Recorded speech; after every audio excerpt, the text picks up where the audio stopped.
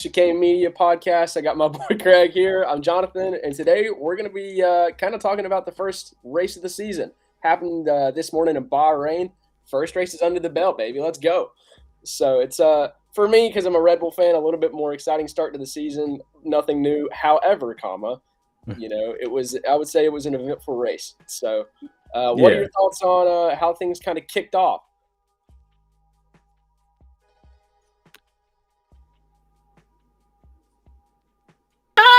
No, we had a first glitch. Did you freeze? That's my bad. You freeze. Oh, yeah. Oh. You froze. But what was the question?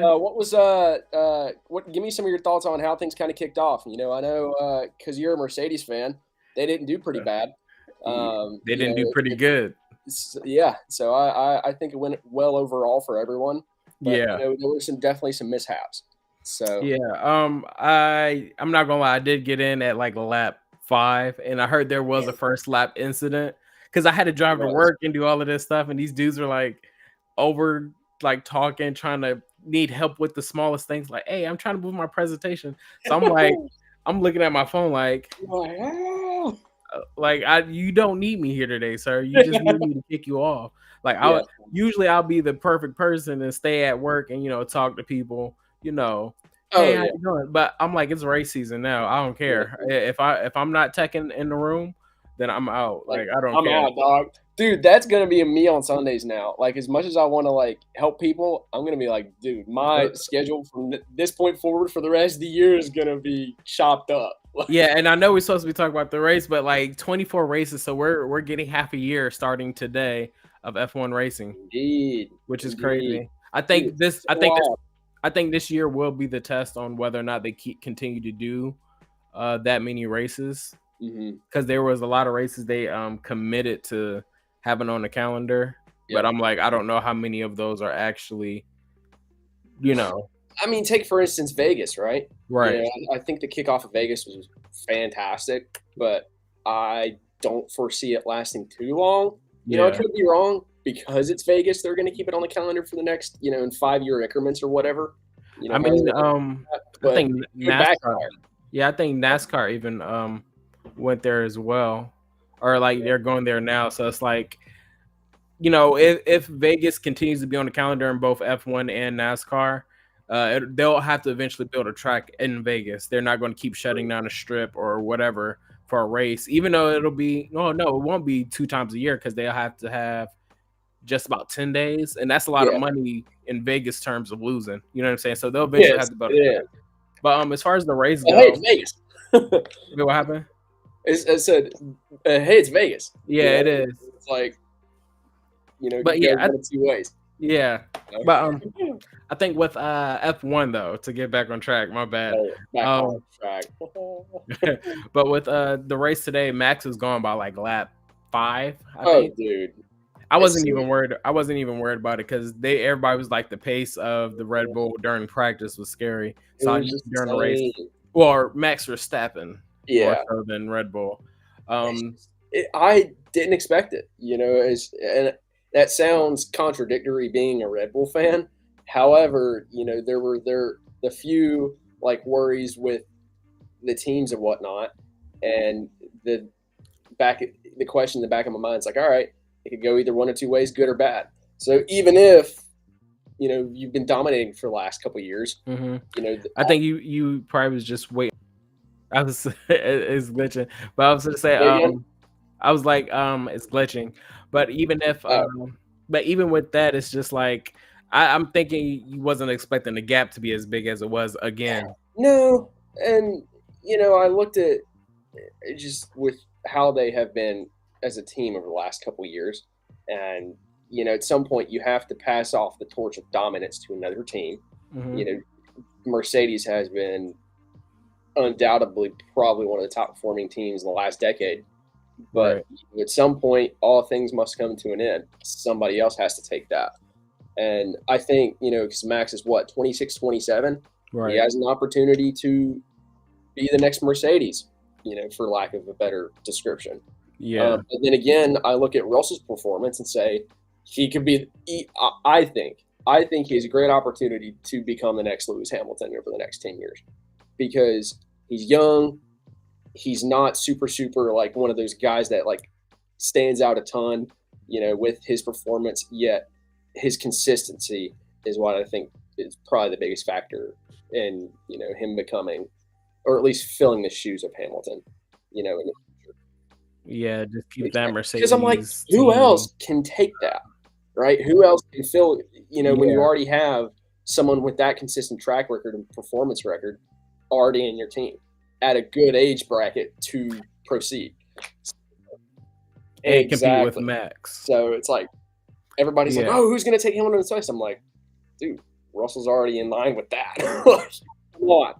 Yeah.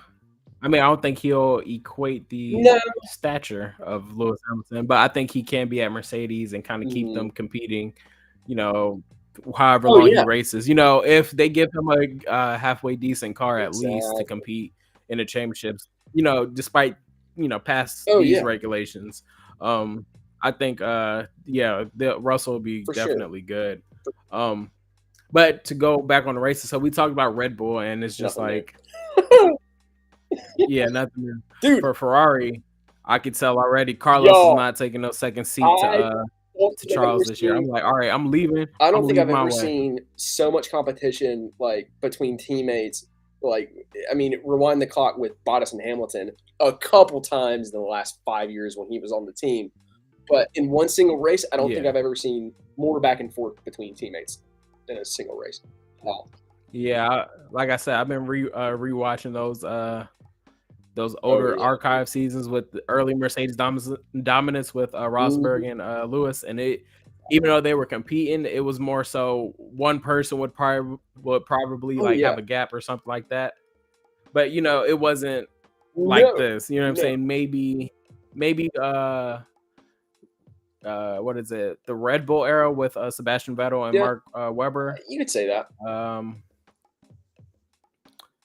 But other than that, I can't really think. I think I forgot who it was. It was a team fighting in the 90s. I forgot who were the drivers, but one of them was was it McLaren? Dang, I forgot. They're for Williams. It was for Williams, but we'll skip past that. It was like a Williams team. I'm not going to say the names, but I think it was Williams in 1990. Their drivers were fighting for the championship. It's been a minute since we actually seen two teams, our teammates, actually compete. And I think Fred Vasseur is like, Carlos is leaving. So Charles, you either going to be like, because I feel like if Charles loses to Carlos in like battles and stuff this year, even if he wins races and Carlos doesn't, but he loses those inter team battles, then he's going to be second fiddle when Lewis comes in. Exactly.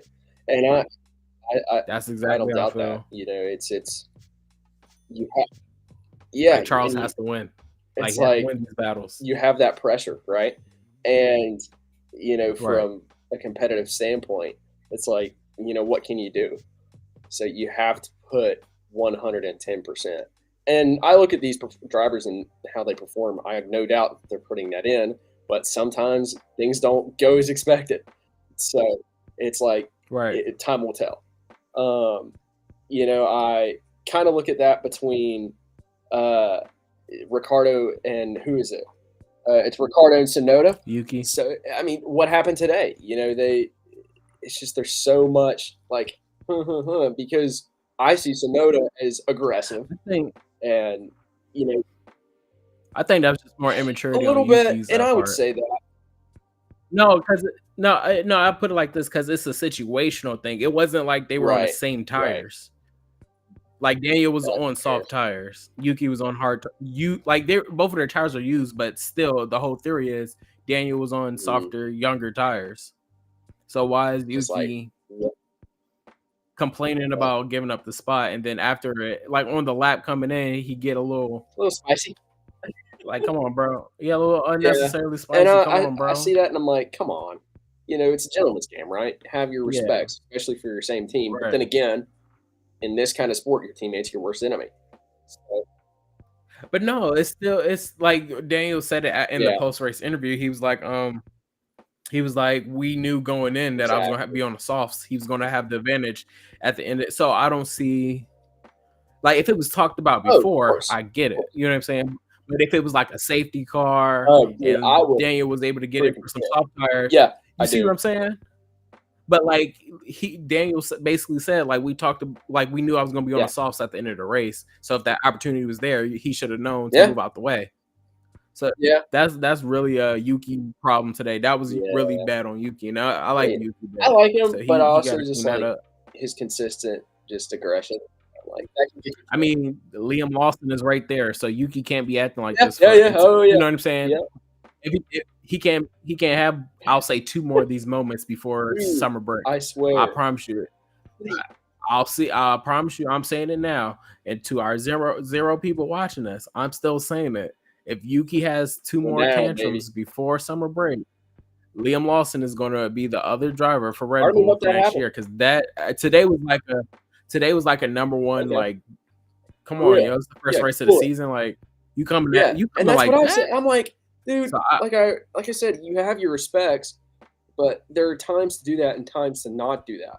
And you know, I don't care if it's the start, the middle, or the end of the race. It's just it's frustrating to see that, right? But then again, each driver specifically within themselves wants to win, however they see fit. So, young or old. However, there's the balance of just, like I said, having your respects for every person on the grid, driver or not.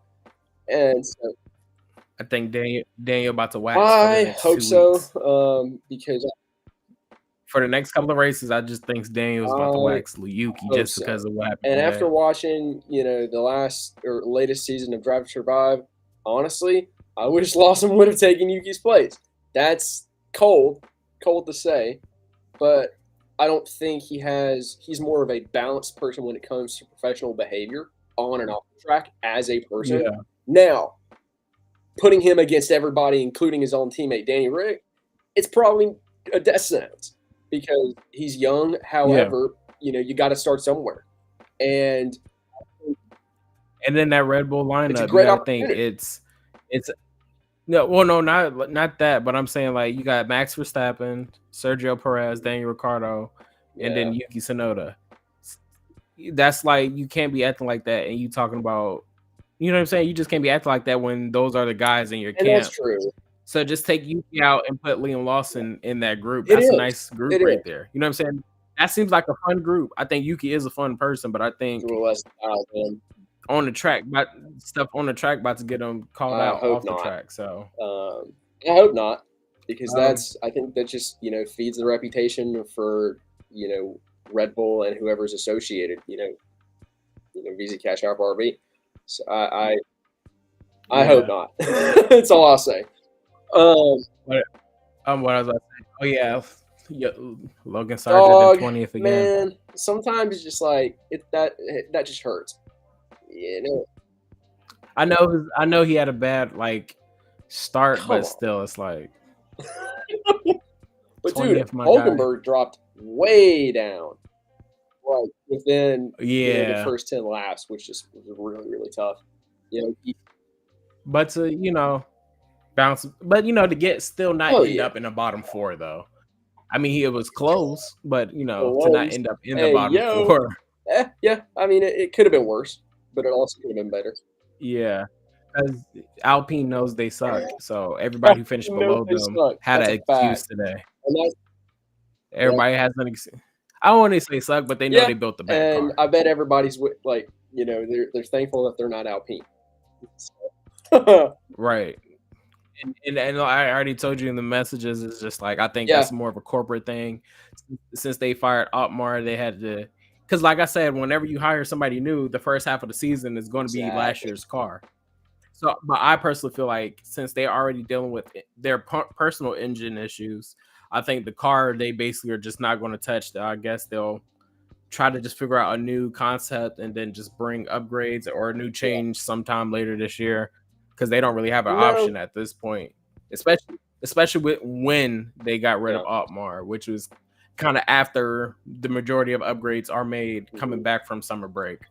But yeah, McLaren. Yeah, no. I was literally just about to say that. Looking at the standings, it's like, 2 McLarens in the top 10. One right outside the top 5. I think it's great. They posted a what was it? a graphic today for the first 2 years of the regulations. They scored 0 points in the first race, and then today I think today alone was 14. That's not bad. Hold on, Lando had 8. 9, 10, well, okay. 12. I can respect that. Heck yeah. So yeah, I mean, dude, come on. Still a good start. Aston Martin finishes out the top 10. Not bad. We could, with how they've been over the last, couple of years, I think it's a solid start. But especially for Alonso being that old. Pace-wise, they seem. I don't know. I will have to see, but I feel like there's still a gap between them. I still feel like they wanted to jump at least McLaren this year, or at least compete with them.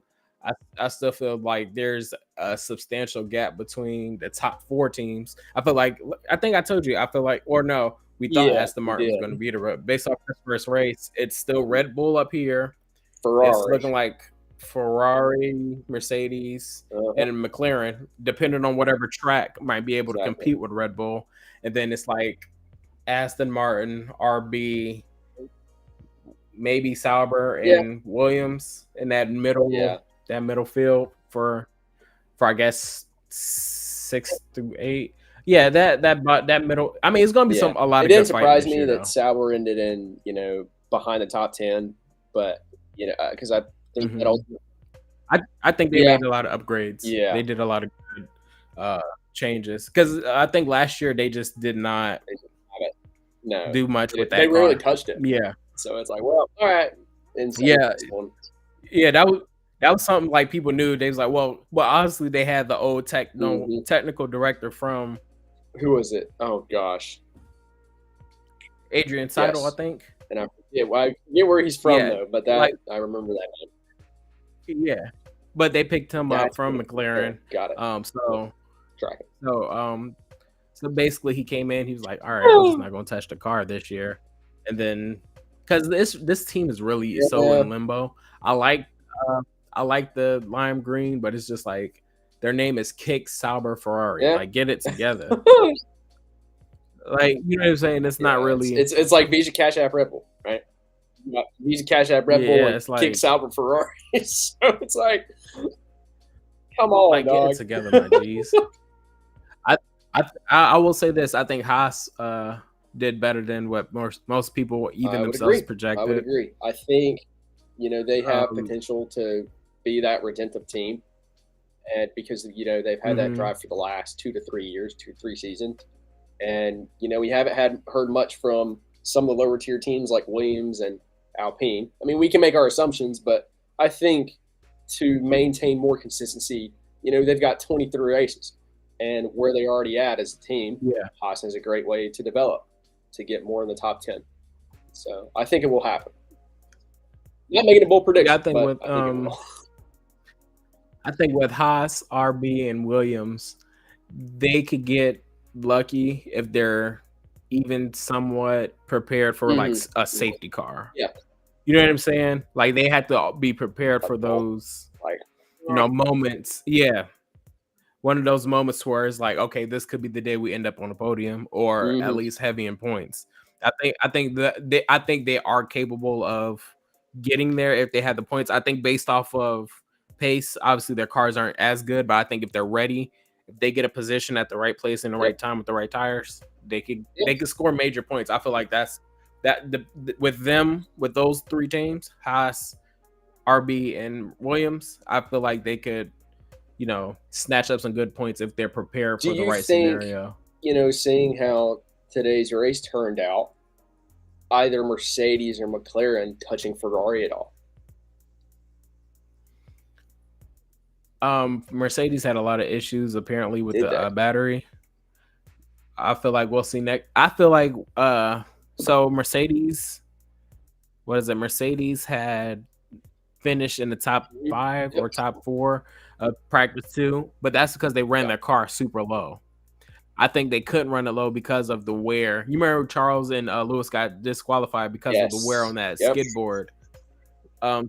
So I personally feel like they couldn't do that this week. So I think depending on certain tracks, I think that plus the issues they had, but I think certain tracks they'll be able to run it as low as possible. I feel like Saudi, as far as my head goes, because it's just playing the F1 game, it doesn't.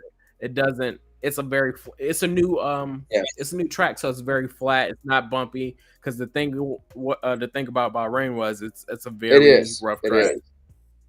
It's a very rough track, so I feel like we'll have to see this week before I make any declarations on Mercedes, but because I think they're going to run it real low this week to try to at least see how low they could get it. Because that board was hitting, but due to the track, it was because it was going to be worn out, which is what they didn't want. So I feel like next week we'll see. I think Mercedes will not push their as much power as they possibly can, 110% for the first couple races, but the second half of the season, rush it. Once they start, we got to start when they start making those upgrades. That's what we got to start paying attention to. When we start to see big upgrades, not just wing changes here, but I'm talking packages. That's when we'll have to watch, because I do think this car is still good, but personally for me, I feel like it's just you're 2 years. It's not all that they expected, so all that they want it to be, but I think seeing it's they can't complain. I mean, you can't complain. Like you literally just said, Russell and Hamilton got P5 and P7, so it's not bad. It's good, but it's just y'all better not I don't. Well, I'm not saying Lewis and George. I'm talking about right. Toto saying, "Oh, we need to." No, bro. Lewis been saying, I've been watching the interviews. I watched the post race. You guys need to do that. Lewis has been saying he hates his car. Yeah. I'm talking tears on the verge of his face. Talking about I want a new car. He was tired of that car, especially in 2022. He was fed up with that car, and then y'all come back next year with the wrong concept. That would be so it's just it's really just you just gotta wait and see what Mercedes do when they start upgrading. But I do think part of the reason why they weren't as fast as they were showing in practice was because they couldn't run the car as low as possible. And I think since Jeddah is basically 3-4 years old now, and it's not used too much, and it's a new track, flat surface for the most of the part, I don't think Mercedes is really gonna wear their wear that skid board down. So I think this week will be. Is that the next? I haven't even seen wins. What's the next one? Okay, so Saudi. Okay, got it. Cool. Yeah. Cool. Are you going to buy F1 TV? I'm thinking about it. I mean, I have a job now, so I can't really argue. You buy it now, you won't have to go again in March. I'll see after I get back from Europe, and I'll see how that goes. You're not gonna watch. Well, you probably get it for free in Europe, actually. Because I'm only out for 8 days, so. But no, I'm talking if you can't be there during race week. We're going in March, and Monaco is in May, so it's way out.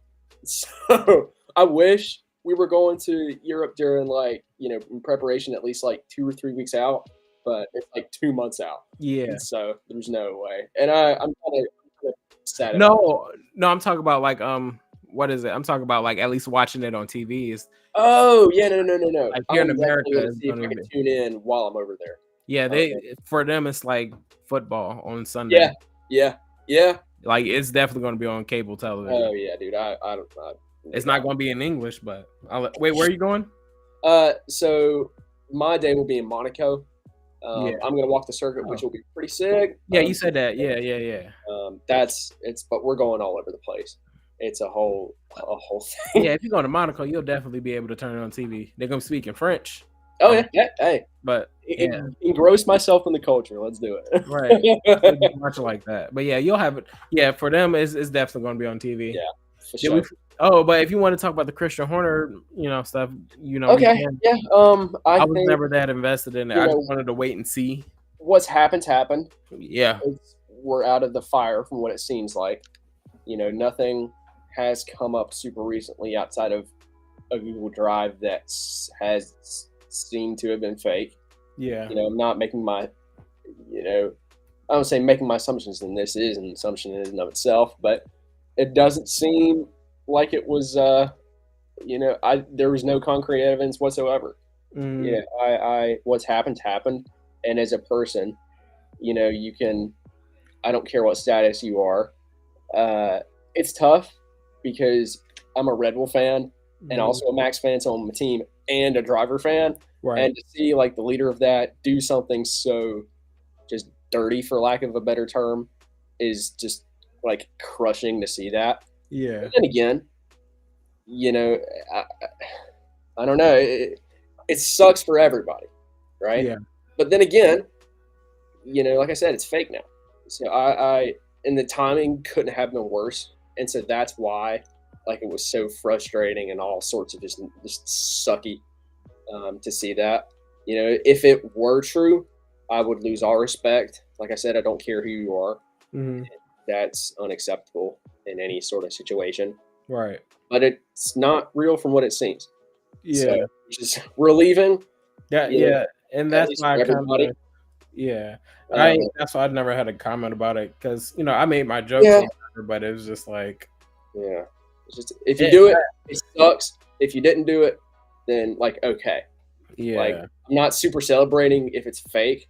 Obviously for what it seems like it is. I'm not going to go, yay, like this is awesome. Like he's not guilty. I'm going, okay, like ooh. Yeah, it seems like it's a lot of sources, which is why I never said anything. Because it was just like four different, all these people making claims about nothing. I'm like, who can you trust, right? Except for maybe like the local paper and 2 F1 sources on Instagram. Yeah, and it's like if something does come out, it'll just look bad on everyone involved. But I do get the concern from other like team principals who says like, it was internal. So how much of it is being swept under the rug? Is there a report about? You know what I'm saying? I do get that skepticism of internal investigations because that's how I am. Like if a company's like, oh yeah, we're doing our own searching for sexual harassment, are you really going to punish the people, or are you really just going to address it? And then after a statement is made, you're just going to make the whole company do a online sexual harassment training thing. Like, it's a tough topic, right? Yeah, it really is because it's just like you don't want to disrespect said person who's making claims, but if there's an event, it's just too. That's why I don't want to comment on it or like talk about it because it's just like what like there is information or there is some foundation there that's kind of floating. You know what I'm saying? So it's just like I said, if there were concrete evidence, it's gonna come out. If there were concrete evidence, it's like at the start of this whole thing, I would have been like, oh, like good luck. Like I'm not gonna like follow you or respect you guys ever again. Yeah.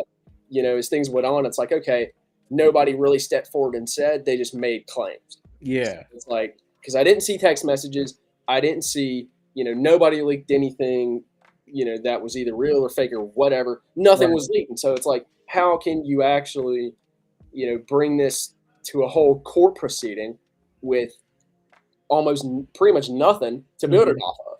Right. Except what other people say on social media. So, because I people believe every single thing that they read or see or whatever. Yeah, and F1 fans are basically teenagers. Yeah. Or I won't say F1 fans. I'll say F1 online fans. Or like 14-year-old boys. Yeah. Like internet access, and it's like I said, what's happened. Yeah. And that's the end of it. I just like, since it's clear, I don't want nothing coming out about Red Bull not doing what they were supposed to do during the investigation. You know what I'm saying? That's the part of they didn't do much to either help or rid themselves of, potential implosion. Yeah, that's why I'm like a little iffy about it because it's just like we doing an investigation because these claims against Christian Horner, all this drama and stuff goes through, and then right before the season starts, it's like, oh, nothing happened. Right.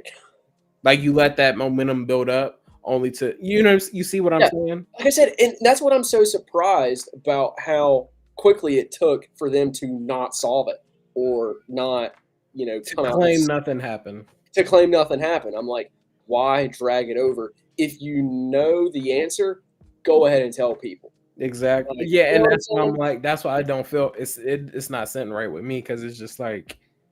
That's a good point. You know what I'm saying? It's just like. Oh yeah. Yep. So it's definitely a little fishy because I'm like I said, it could have probably been solved within a week. Yeah.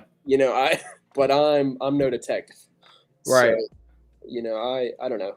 It's a tricky topic. Yeah, I'll leave it at that. Yeah, that's what I would say. That's why I didn't want to talk about it, just because it's just like, yeah, you made the perfect timing to announce it. Hey, he's clear. Let's enjoy the season. Yeah. Dude, what's so interesting? Like the day of today, I Mhm. barely saw Christian Porter on camera, and it's Right. probably because as soon as somebody puts a microphone in his face, everybody's going to start asking questions about what. So, And he had his wife there. How PC, or what a good publicity stunt to be cleared of the allegations and then show up to the first race after hiding your face a he's the whole week ago. nice girl in this joint. Like, come on. You hid your face a whole week ago from the cameras during testing session. Now you're like, hey, I brought my wife with me. Guess who's back? Yeah, so it's fishy.